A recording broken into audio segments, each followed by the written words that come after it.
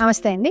నేను doctor Swathi, consultant డయాబెటాలజిస్ట్‌గా జయంతి hospital, SR Nagar ఇక్కడ work చేస్తున్నాను. ఈ మధ్య కాలంలో పెరిగిపోయినది జెస్టేషనల్ డయాబెటిస్. అంటే ప్రెగ్నెన్సీలో వచ్చే డయాబెటిస్ అన్నమాట.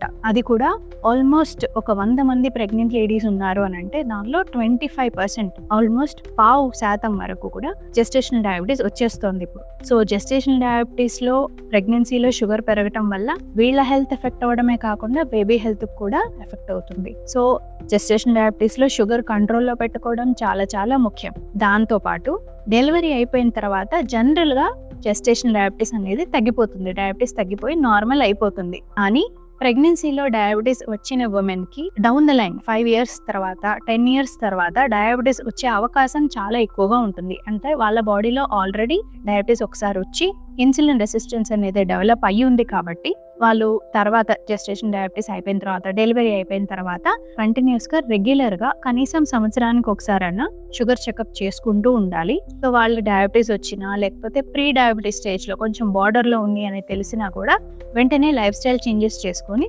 దానికి కంట్రోల్ చేసుకోవడానికి అవకాశం ఉంటుంది.